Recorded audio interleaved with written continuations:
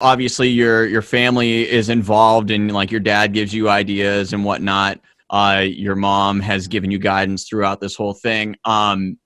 How much of your menu is influenced by the cooking you were raised on? Yeah, I mean, some things I literally just dragged and dropped. Like pork and kraut balls was my grandmother's recipe. Just didn't change it. You know, the fish sandwich that we do here is as close as I could get to my grandmother, my other grandmother's way that she did it. And then, you know, something like a chicken parm, we just tried to not screw that up and just do it right. And then from there, you know, between me and John, we kind of created the rest of the menu.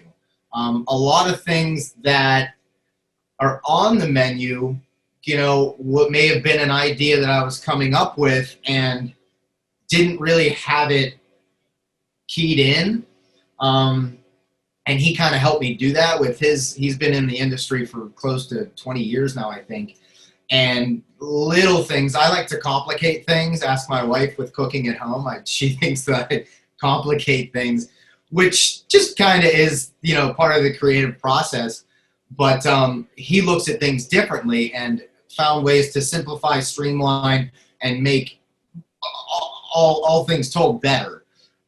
So some ideas were purely mine. Some ideas were purely his. Lots of them were just a mix of both. And plus other people that have cooked here and still work here have influenced the menu as well. We really try to keep the entire restaurant involved with the creativity of the food. Keeps everybody excited about it too. Yeah, actually, it's funny that you were talking about how you like to complicate things, and John like kind of reins you back in, and then in your opinion makes it better. I don't know if you've met my business partner Pat, but if not, you guys would love each other. We got to get you in a room. Sure.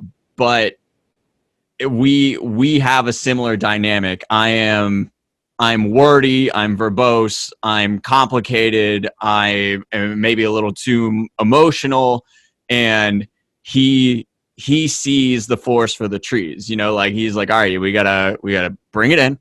Right. We got like there's a lot of fat here. Cut down the fat, lean it up, and like get right to the point. Like people don't want this whole thing. It's not always, you're not always shooting like a feature film. This might just be, like a 1 minute commercial.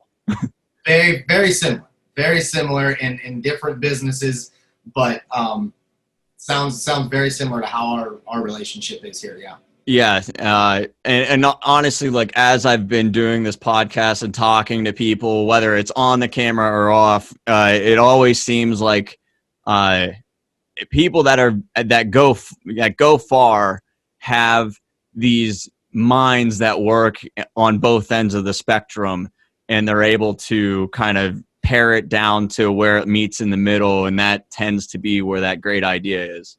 Yeah,